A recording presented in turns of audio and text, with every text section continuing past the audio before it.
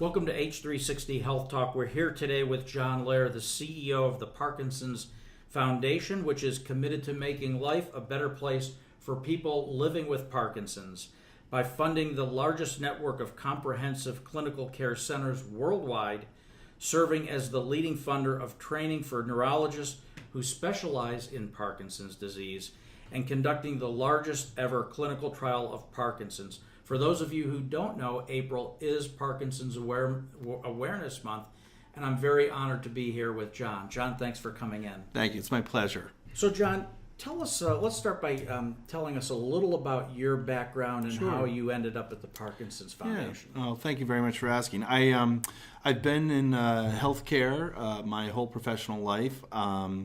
I started out at the University of Pennsylvania many years ago, working in database research in the medical school, and then gradually moved up into different roles, initially on the fundraising side and more recently on the management side. So I've been on the management side for the last 10 years and have worked in what I would describe as disease-specific organizations for the better part of those last 10 years. Yep. Now, many people that I talk to that are executive directors or CEOs of foundations have somewhat of a personal connection. Is there a personal connection to Parkinson's for you? Yeah, so going back to my childhood, we all have grandmothers and grandfathers, and then we have unofficial grandmothers and grandfathers. So one of my unofficial grandmothers was diagnosed with Parkinson's, and this was a family we used to have Thanksgiving with every year. So I got to know her very well, obviously, and when she was diagnosed with Parkinson's, it stayed with me. And then when I was contacted by a recruiter to come to the Parkinson's Foundation, it felt like a natural place for me to go, given what I knew about the disease from when I was a kid. Yeah. So tell us a little bit about the foundation and the history of it. So what's really interesting about Parkinson's Foundation is that it really has been around since 1957. In 2016, there was a merger of two smaller organizations, one based in New York City and one based in Miami. Both of them were, interestingly enough, founded in 1957.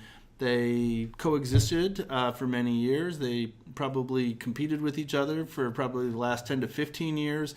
And then they finally decided, for the good of the community, to come together as one organization.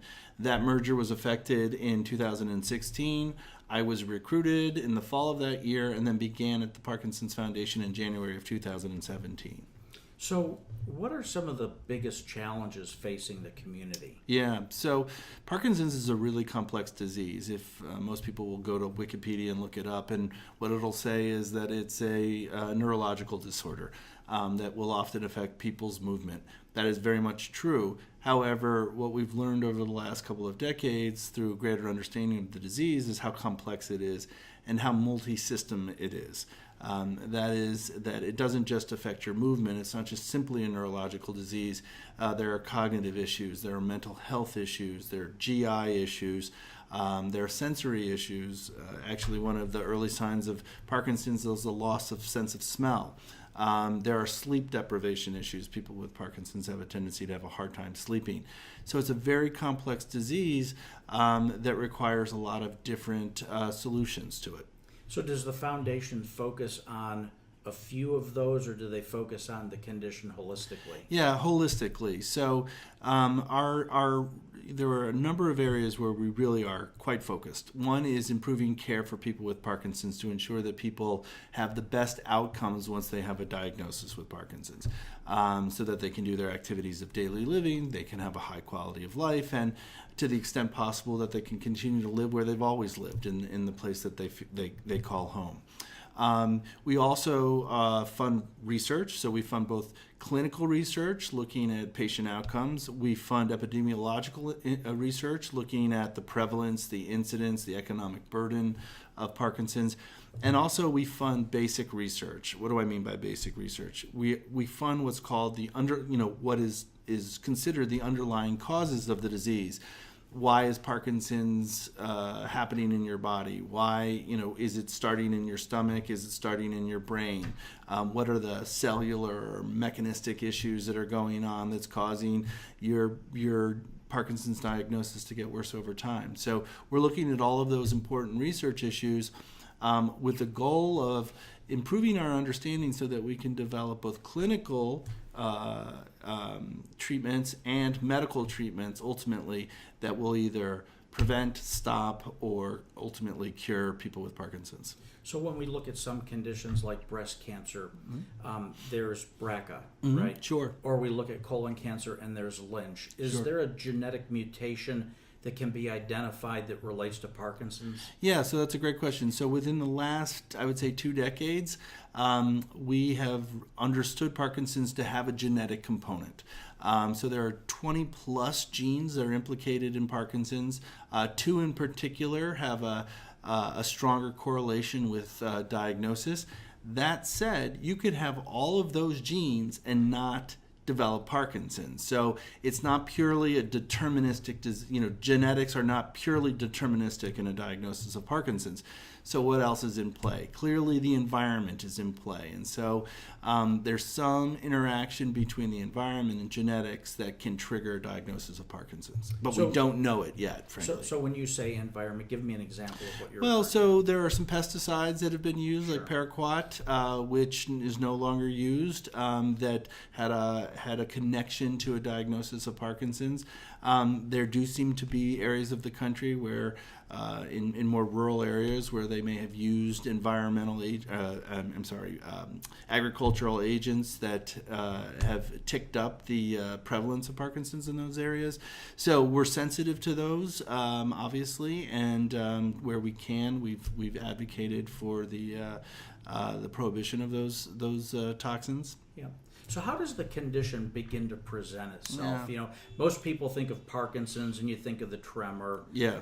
Is that usually the case, or are there other signs that you should get looked at? Yeah, so it usually the first thing that people see is usually the tremor, what we call a resting tremor. It's where your arm or your hand will start to shake. Sometimes it's your leg. Usually that's a first sign. Another sign is, as I mentioned earlier, it's a sense of smell. People will often lose their sense of smell and not be aware of why they're losing their sense of smell. So those are early indications. But as time goes on, there tend to be other signs and symptoms that may come into play. But what we know is that people often have Parkinson's a number of years before they're actually diagnosed. They'll start to notice some symptoms, and then eventually they'll find their way. It can be up to 5 years. In fact, I was talking with a young woman, very unusual case. She's 33 years old, and she has early onset Parkinson's, which is fairly uncommon. Less than 10% of people will develop early onset Parkinson's. But she started noticing a tremor in her hand when she was 22 years old, and then it began to progress, and then she finally went and got diagnosed. You know, my mother's an Alzheimer's patient, and I'm really disturbed of the lack of progress we've made in that area of Alzheimer's to find a cure. Talk to me a little about some of the leading edge research that's going on, and what are you seeing there? Yeah, so as I said earlier, Parkinson's is a very complex disease, and there are some basic questions that we're still asking. As I mentioned earlier, there is a protein that's implicated in Parkinson's. It's called alpha-synuclein, and it doesn't fold properly, or it misfolds. But one of the questions is, does this problem with alpha-synuclein, does it begin in your stomach, in your gut, or does it begin in your brain? It's an interesting question because therapies targeted toward the gut are different than therapies targeted toward the brain. Any disease that affects the brain, like Alzheimer's or Parkinson's, is challenging in and of itself. The brain is really complex, but there's this thing called the blood-brain barrier. And so when you're trying to develop therapies, those therapies have to be small enough to cross the blood-brain barrier. So the body does a very good job of keeping pathogens out of the brain. But one of the side effects of that is it's not easy to sometimes introduce therapies into the brain. So that's part of the reason why there's been let's say, less progress in Alzheimer's or in Parkinson's than in some other diseases, like the cancers that you can introduce therapies in an easier way in some cases. Mm-hmm. One of the big things now I'm reading about are these things called biosimilars. Mm-hmm. Do you see biosimilars beginning to play a role or coming into into view here for Parkinson's? So tell me a little bit more about what you mean by biosimilars. Well, so there's an oral solid and then there's a biologic, right? Sure. And they both go off patent at a certain time and Yes. then can be duplicated. Right? Yeah. So most likely a biologic is an injectable, Sure. administered in a clinical setting. Sure. Yeah, what I would say is in Parkinson's, the challenge we have is we really have one frontline therapy, medical therapy, and it's called levodopa carbidopa. Which has been around for a while. Been right? around. It was Yeah. initially discovered in the 1960s Right. and developed into a therapy in the 70s. It is the main treatment for most people with Parkinson's. There's a surgical treatment, deep brain stimulation, Right. And then there are a number of therapies that use to control symptoms like dementia and other things like depressives. Really the number of therapies available to people with Parkinson's is still fairly limited, and that's part of what we're trying to do. So in terms of other ingestibles and things like that, we're not far enough down the road to really be able to say with any degree of satisfaction that they're going to be effective for people with Parkinson's. Now, is the deep brain stimulation for more the severe cases? So it's really interesting. If it's not necessarily for people who have more severe cases. It's really often a matter of when you're talking with your clinician will want to assess whether or not your cognitive state has been affected already. So deep brain stimulation tends to be a therapy that you use on people who don't have as much cognitive involvement. And so it is a viable solution for people. Some people are very fearful of having electrodes in their brain for obvious reasons. Some people do well on levodopa, so decide to stay on levodopa. But a number of people who get deep brain stimulation have terrific benefits from the movement aspects of the disease. Yeah. It doesn't necessarily stop Parkinson's. It doesn't stop Parkinson's. Parkinson's progresses, but it can really control some of the movement issues that people face. So, John, April is Parkinson's Awareness Month. What are some of the things that you're doing to bring, shine the spotlight? I know you're here talking with me today. Yeah. What are some of the other things that you're doing to shine the spotlight on Parkinson's? So one of our big initiatives during April, Parkinson's Awareness Month, is to start a conversation about Parkinson's. Parkinson's is a disease that affects 1 million Americans and 10 million individuals worldwide. It's a disease primarily of people who are older. The average age of diagnosis is in the early 60s. It's a disease that people don't like to talk about often. People are sometimes embarrassed. There's a lot of stigma associated with the disease. Some people, quite frankly, are just fearful of losing employment because of a perception that they wouldn't be able to do their jobs. So some of this gets pushed underground, and what we want to do is to say, look, let's have a conversation about Parkinson's. Let's talk about it openly. Let's get it out, because we believe that with the right treatment, the right therapies, seeing clinicians who are well versed in the issues of Parkinson's, you can lead a really good quality of life. And that particularly if you're active and exercising and on a good medical regimen, you can live 20 plus years with Parkinson's and live life to the fullest. And so we want people to understand that side of Parkinson's. Yes, it is a challenging disease for sure, but the more we talk about it, the less stigma will be attached to it. Yeah. Talk to me about the caregiver.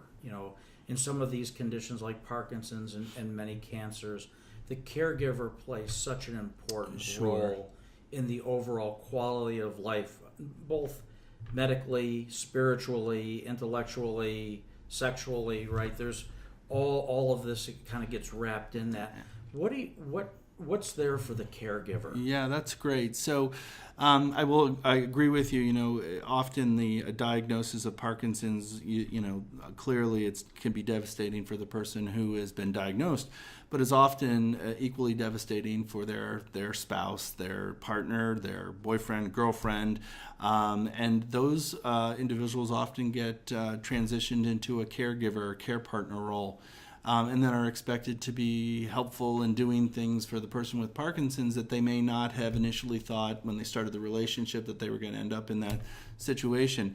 And so what we try to do for people who are care partners is provide as much education as we can, whether that's through our print materials, our website materials, which can be found at Parkinson.org, or by calling our helpline, which is 1-800 4PD info.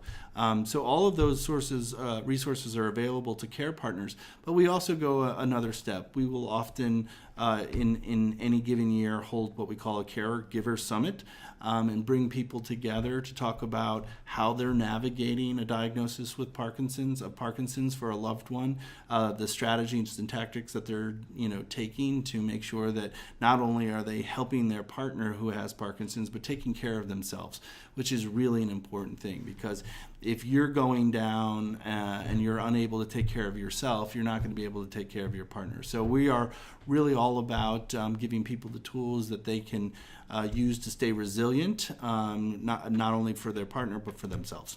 So, John, if I call the 800 number, or a patient or a caregiver or care partner calls the 800 number, Sure. What can they expect to hear on the other end of the line? Well, what they're going to hear is from a trained individual, somebody who has great experience, and most of our folks are clinicians in one way or another, whether a nurse or a social worker or a PT. So they're going to call somebody who has professional trainings, professional expertise, but has also been fielding calls from people with Parkinson's and their care partners for many, many years.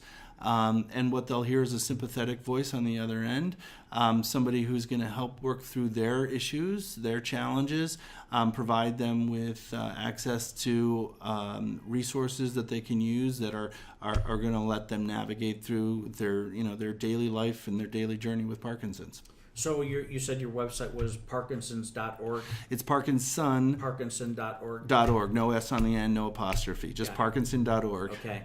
And so if I go there, can I find things in my local area? Can I find a local chapter, or the spring, right? Well, it snowed yesterday, Sure. but the spring is supposed to be here. Yeah. And now we're all getting out and walking and fundraising Sure. and building awareness. Can I find those local activities Absolutely. We have a place where you can go and type in what's going on in my community, and it'll populate all the things that are happening in your backyard.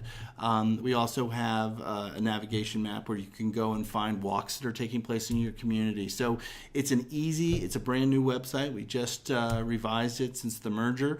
It's easy to navigate. It's designed so that people with Parkinson's can get around it easily, because it's bigger print and it's easier to read, and those types of things, so that yes, it has a world of resources for anybody to not only find out globally, but also in your own backyard. And John, I'm assuming that your new website has a donate button, so when I go on after our visit today, I can contribute to your cause? Absolutely. Right at the top it says donate, and I think it's in a yellow or orange color, so it stands out. It stands out.